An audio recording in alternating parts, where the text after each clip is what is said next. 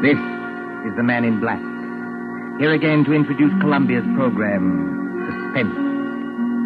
Our distinguished star this evening is that delightful gentleman, Mr. Roland Young, playing as author of detective novels, who invented his best plot when his life was at stake.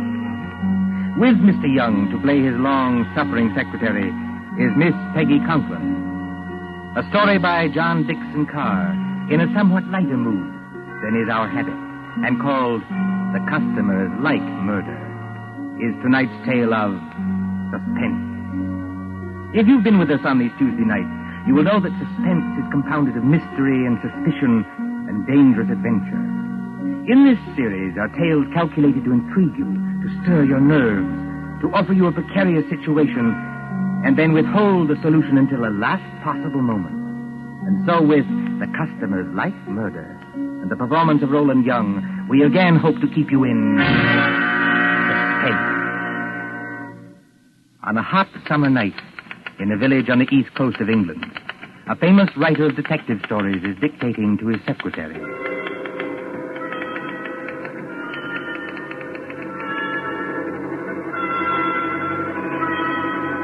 You have all heard of Mr. Gerald Hopstone, celebrated author of Murder on the Woolsack, Aconite at the Admiralty, Who Shot the Prime Minister, and other thrillers which have held us past the midnight hour.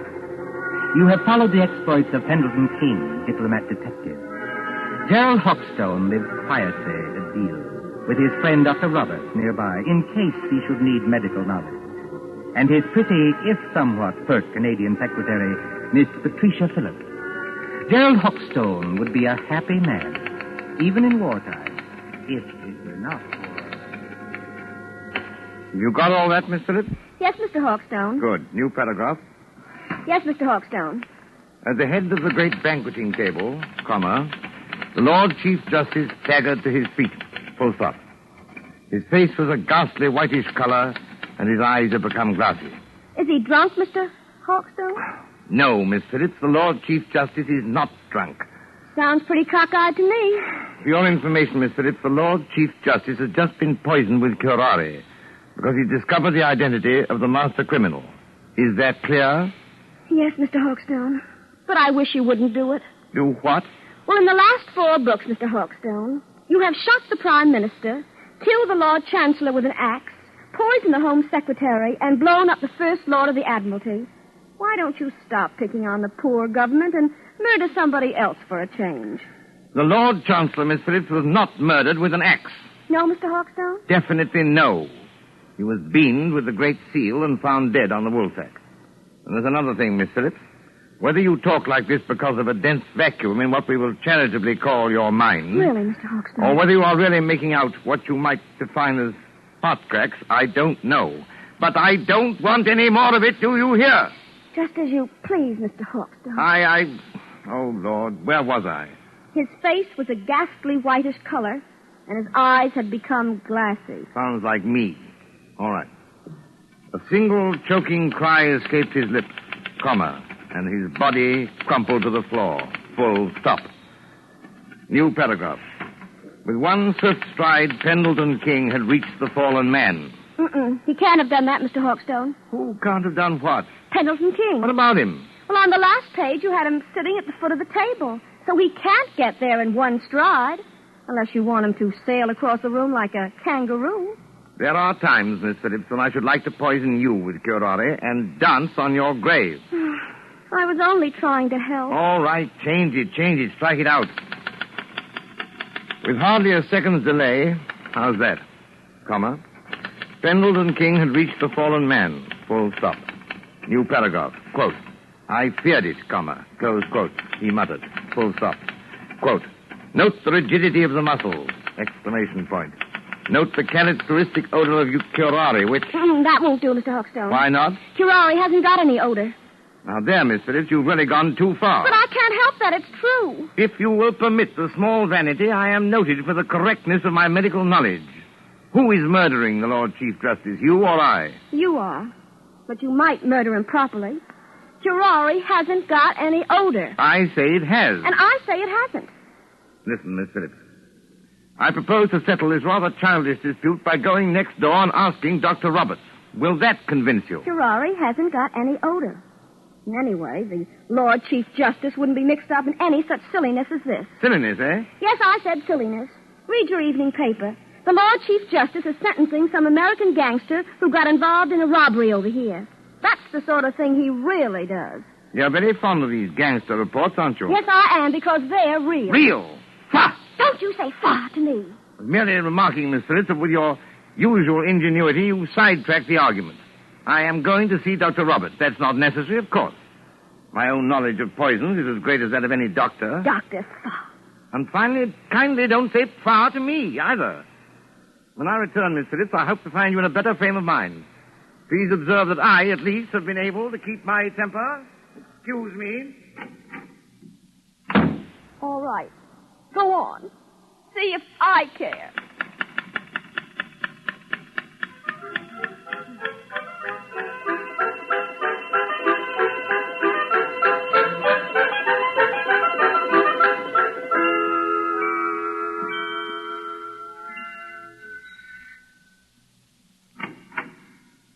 Oh, excuse me, but... Good evening, Mr. Hopstone. Good evening, Mrs. Roberts. May I come in? Of course. Mind the blackout curtain. My, isn't it hot and stuffy tonight? Rather close, yes. Is the doctor in?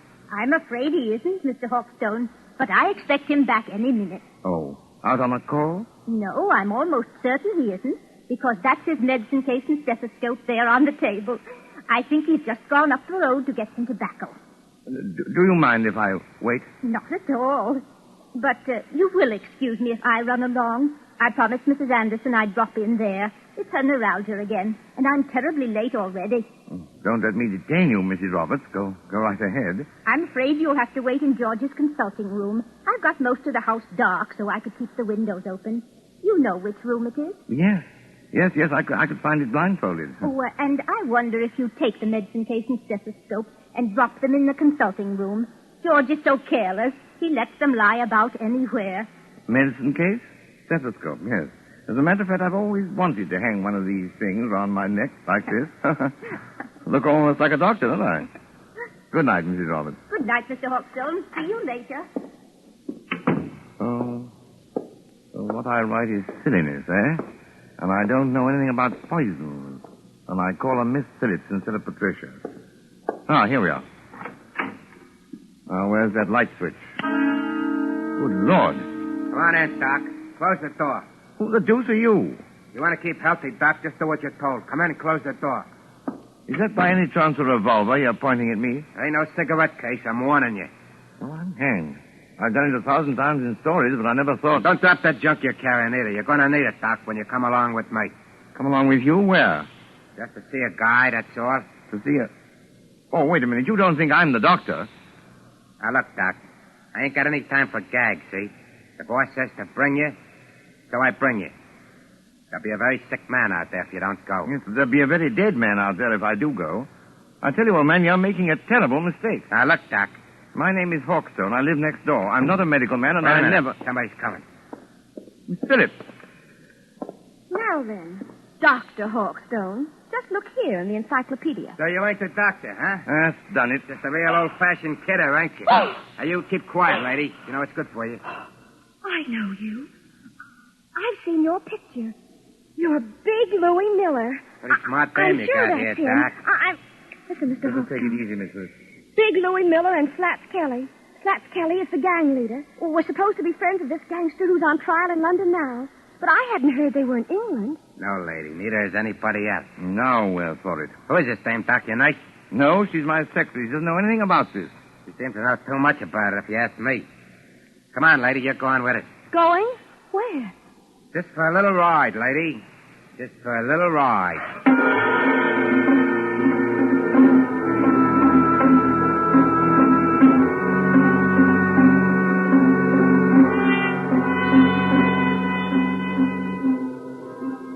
Far out from the village, in flat and miry swampland where pools of stagnant water gleam under the moon, stands the old Rutherford house. It is a desolate place, on the track of Field Marshal Goering's bombers when they crossed the coastline. But there are no searchlights here, and no guns. Only the heat on the glimmering marshes and the decaying, weather-boarded house as a motor car approaches. Drive straight ahead, Doc. Right around to the back of the house. Remember, I still got this rod against the back of your neck. As a matter of fact, Louis, I'm rather enjoying this. All except the murder. What murder? We ain't gonna bump anybody off.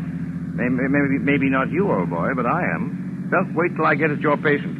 I don't see how you can joke about this. I'm not joking, Miss Phillips. If Louis won't tell us what's wrong with the patient... Whenever you mind the patient, Doc, you just drive around here. Here, whoa. So... Right here. Oh. So this is the enchanted castle, eh? Climb out of here. Walk ahead of me over to that house. Come on, Miss Phillips. That's right, lady. You too. Come on. Hey, hold on, Doc. Grab a can of this cleaning fluid here. You can help me carry it in. Cleaning fluid? Yeah, there's 2 cans of it. If I can carry one, then I need my other hand for this rod. Come on. We ain't got all night. Get it out of the back seat. Professionally, this is a little out of my line of duty. What do you want with the cleaning fluid? The boss's suits get all messed up, so I clean them for him. I play nursemaid and everything around here. Come on now. Straight ahead. Stop asking questions. You got this place blacked out, Louis. If the police don't get you, the air raid warden will. Forget it, Doc. We got this place so sealed up, you can hardly breathe inside. In here? That's right, lady. Go ahead. I'll close the door. I can't see, old boy. Which way? Here. Set that can down and follow me. You too, lady. Right here, with the curtains hanging over the door. Now, I want you to meet the boss. So I open the curtain like this. Howdy, Doc. Come right in. Glad to see you. I've been expecting you. Glad to see you, old man. I imagine you're the celebrated Mr. Kelly. That's me, Doc. Flats Kelly to you. Glad to see you taking this nice and friendly. Louis, what's the idea of bringing in the dame? I couldn't help it, boy. How? She's as nice, see? She was with him, and she knew who I was. She did, eh? I don't know anything. All I want to do is to go home. That's all right, sister. You'll go home all nice and friendly. As soon as I've had a little talk with the doctor. A talk about what? Well, we're not what you might call comfortable here, Doc. Well, we've got flashlights, canned food, plenty of liquor, portable radio that works on a battery. So we managed to get along. You know what I mean? I said a talk about what? Well, that's it. That's what I'm going to tell you. We pulled a snatch, see? You pulled a snatch? He means they kidnapped somebody. That's right, sister. You speak English. May I ask who was snatched? Well, I'll tell you, Doc, because it'll have you a big laugh. The guy we snatched was the big shot you call the Lord Chief Justice. You snatched the Lord Chief Justice? We sure did, Doc, and his clerk, too. They're in the room right over there. Shut your trap, Louis. I didn't mean nothing, boss. I was only Did trying you hear me say shut your trap? Okay. But look here, what was the idea behind this snatch? Well, I'll tell you, Doc. We got a pal, see? Well? Dominic Forelli, his name is. He's up on a grand larceny rap, and Forelli don't like grimy jails. He don't like 'em at all. Besides, the dirty little rat owes me 14 G's. So what do we do? Snatch the Lord Chief Justice, apparently, but why? Because the mouthpiece back home tells me long ago that a man can't be sentenced except for the judge that tried him. And the Lord Chief Justice is the judge who tried Dominic Forelli, is that it? That's right, Doc. But it ain't the main thing. This Chief Justice is a pretty important guy, see? So, what do? We write to the cops and say, now, look, we got the old bird in a place where you'll never find him, and if you want to keep things nice and friendly, just spring Dominic Forelli. Spring him? Turn him loose. Sure. Spring Forelli, and you'll get the old judge back in one piece. If you don't do it, you'll get him back with his head as full of holes as a Swiss cheese. And we're not kidding. This is horrible. I can't stand it. Take it easy, sister. Take it easy. You know, Slats, I admire you tremendously. You do, Doc. Why? Because you've invented a crazier idea than I ever did. Just what do you mean by that crack, Doc? You don't honestly think the government will make a bargain with you. I sort of think they will, Doc. I sort of think they will. But what if they don't? It'll be just too bad for a lot of people. You know what I mean? Why wouldn't I like to give that judge a going over? Louis got a sort of a grudge against the old guy, Doc. Well, wouldn't you have? Louis' temperamental, see? He gets bored easy. So he says to the old guy and his clerk, he says, can you play poker? Just says, sure. So they play poker from 6 in the evening to 5 in the morning. What do you know? If the old judge don't win all Louis' dough. They rung in a cold deck on me. That's how they done it. They're a couple of crooks. Are you accusing the Lord Chief Justice of playing poker with marked cards? He won my dough, didn't he? Shut up, Louis. Okay, boy. Not that I blame Louis much. The things I've had to take from that judge. Well, that's where you come in, Doc. I was just wondering about that. Which one of them is... Hurt? There's nobody hurt. Not yet. Then what the devil do you want with me? I want them kept quiet so they don't keep trying to escape. We can't get tough with them, not until I get Forelli and my 14 Gs. And I want you to give them a hypodermic or something that'll keep them out cold for 2 days. Can you do that? Why, yes, I don't know. I suppose I could. Mr. Hopstone, for heaven's sake, be careful. Now, what do you use to dope them? Well, under the circumstances and considering all the factors involved, I think I should use morphine. Have you got any morphine in that black satchel? Oh, yes. Plenty of morphine. I always go about equipped for these little emergencies. Well, then open the satchel. Come on, open it. Well, there you are. Dozens of little bottles, anyway. Now then, Doc, which one of them bottles is the one that has the morphine in it? The fact is, Slats... Come on. Which one is it? Listen, boss. Louis, how many times do I have to tell you to shut up? Yeah, but it's the midnight news. The news on the radio. You said you wanted to hear it. It's after midnight now. Why didn't you tell me? It's all right, boss. I switched the radio on. Well, then keep quiet, all of you. A couple of seconds now, you're going to hear some mighty sweet news. I wonder. So do I. Quiet. The Lord Chief Justice. Hey, that's us, ain't it? The kidnappers, stated Superintendent Hadley of the CID, seem to entertain a belief that no sentence can be passed on a criminal except by the judge who tried him. Whatever may be the law in certain American states, this is not the case here. Dominic Forelli, alias Dominic Stevens, was today sentenced by Mr. Justice Stoneman to 14 years hard labor and this evening at a Dartmoor prison. Why, that One moment, please. double-crossing lawyer told me... Take it easy, boy. Take it easy. Kelly, he's as white as a ghost, and his mouth is twisting back as though... Here is a bulletin just received. Scotland Yard flying squad cars, assisted by the constabulary of a county which for obvious reasons cannot be named, are closing in on the two kidnappers believed to be men already wanted in the United States for murder. That's us, Will anyone who has any further information about these men, whose descriptions follow, communicate with New Scotland Yard, telephone number Whitehall 1212... Wait till I get my hands on it. That's all right, boss. Everything's all right now. I turned it off. Can't do more than turn it off, Louis. I'll fix that thing. Hey, what are you going to do, boss? Hey, don't bust the radio. Hey. Oh, you hadn't ought to bust the radio, boss. Now we can't get any news. We've had our news lately. Come on, put that light out. I want to look out the window. Oh, they're closing in. Tricia, you see, I can call you that. Why couldn't you have called me that weeks ago? Oh, well, putting that aside, I started it as half a joke. But I'm not joking now. I intend to get that rat-faced Slats if it's the last thing I ever do. It probably will be. But how are you going to? First, Pendleton King, my dear. He's got out of worse scrapes than... 14,000 bucks gone. And the cops on our tail while we stand here yapping. You heard what that radio said, Louis. Yeah, I heard it, all right. Look, boss, we better lamb out of here while it's Sure we time. will, Louis. Before we go, we settle things with the old guy in the other room. You can't get away with it, Louis.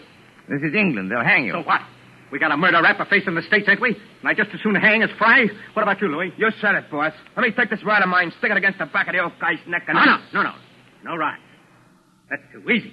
Easy? Sure. One slug and it's all over. This guy rates special treatment. And that's where the doctor comes in. You know anything about poisons, Doc? I know a good deal about poisons. The customers like murder. What's that? Oh, nothing. Just a slogan in my profession. Look, Louis, do you remember the time Johnny Presco was running the old 3rd Avenue Social Club? Yeah? And Mike Delaney talks out of turn? And they feed him some white stuff called strychnine? Oh, yeah. And sit around and light cigarettes and watch him die.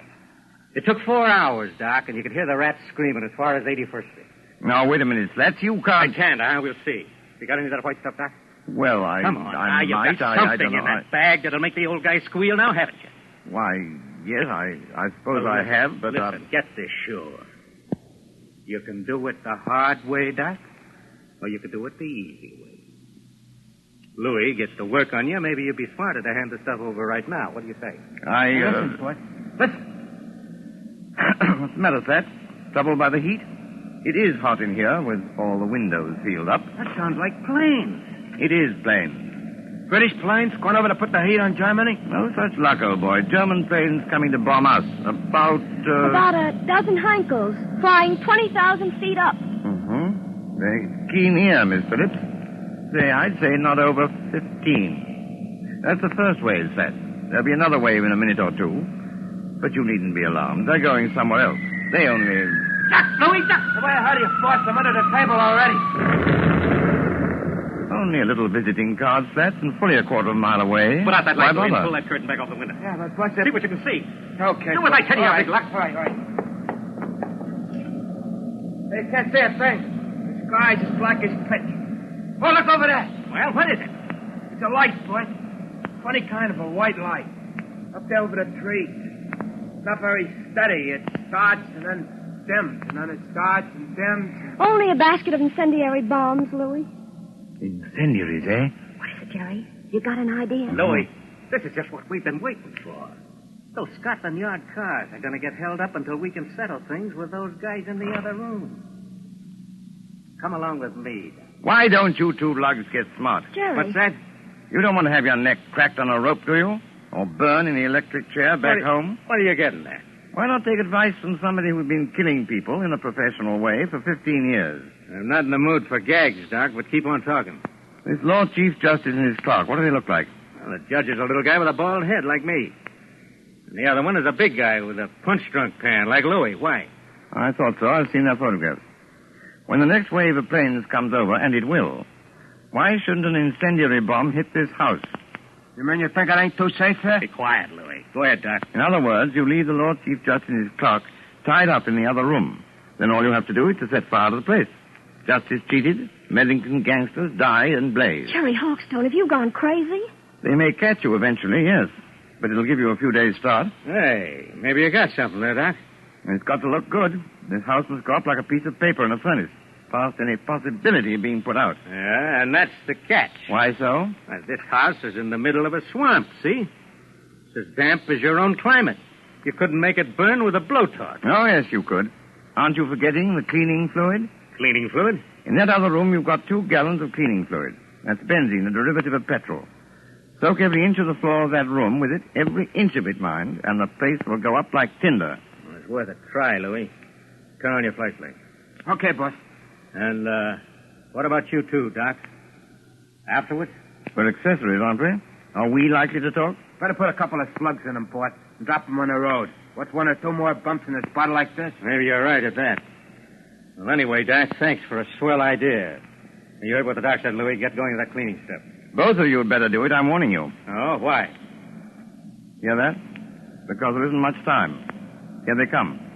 You can't have a fire start after the last wave of planes has gone over. Well, maybe you got something there, too. But I'll just take a little precaution first.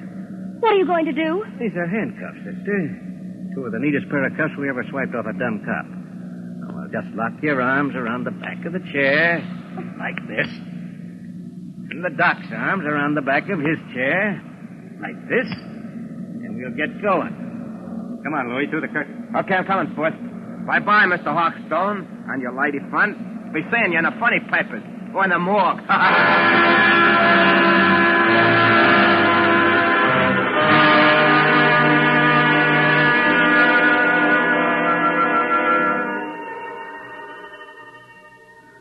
It won't be long now. They must have everything in there soaked with that benzene by now. Jerry, I know you can't be completely crazy. Many thanks, my dear, for the qualification. You're right. They have soaked the place with benzene. And if they strike a match before... I know you've got some kind of a scheme, but do you think it'll work? I don't know, my dear. I thought of it once for a story. Oh, you and your story. Me and my stories, as Louis will put it, may save our hides yet. But suppose it doesn't work. Then we're done for. What are you trying to do? There's a place you missed, boss. Listen, Tricia. It's not working. But it's got to work. What's got to work? 5 minutes. Must be at least that. They've been pouring out that benzene an inch at a time all over the... What's the matter? Listen. What's the matter, you big lug? Get stand up. Got me, boss. It's working, Patricia. I think our friends are licked. No, they're not. Slaps is coming back. What dirty trick are you trying to pull, Doc? What's the matter with Louis? What's the matter with me? You've lost the game, Slats. You're finished. Okay. I'm finished, am I? It's the benzene fumes, old man. To pour out a lot of cleaning fluid in an airtight room like that one is practically certain death. You know, Slats, you ought to learn more about crime. No, you won't, Slats. You can't reach your gun. The fumes have got you. You can't move your arms or legs. Your eyesight's going. In 1 second more, you'll be... Got him. Dead to the world. You mean... It works, Patricia. It's practical. It works. Are you trying to tell me that you killed those two men? Not necessary. Listen. That sounds like cars. Probably police cars. We're just about to be sensationally rescued, just like fiction. Jerry.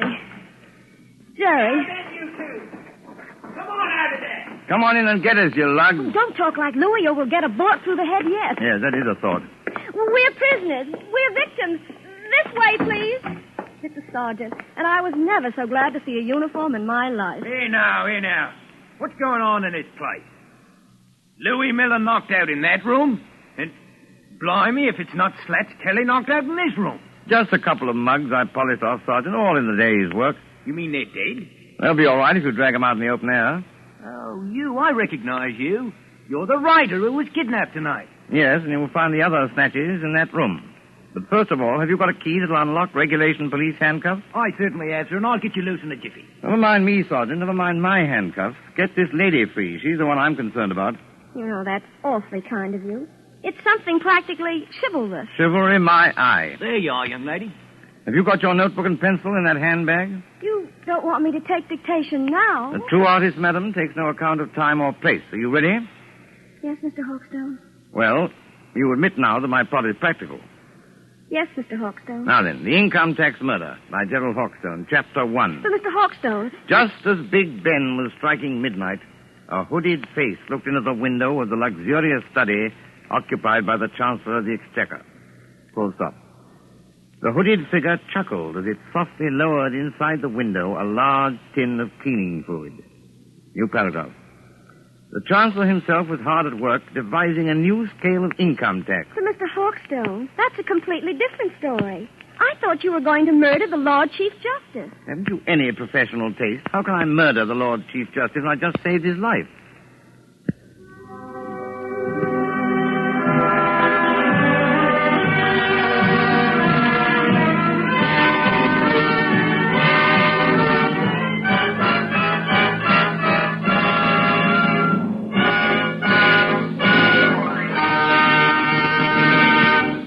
And so ends The Customers Like Murder, starring Roland Young with Peggy Conklin. Tonight's tale of suspense. This is your narrator, the man in black, who conveys to you Columbia's invitation to spend this half hour in suspense with us again next Tuesday, same time, when our story will be The Dead Sleep Lightly.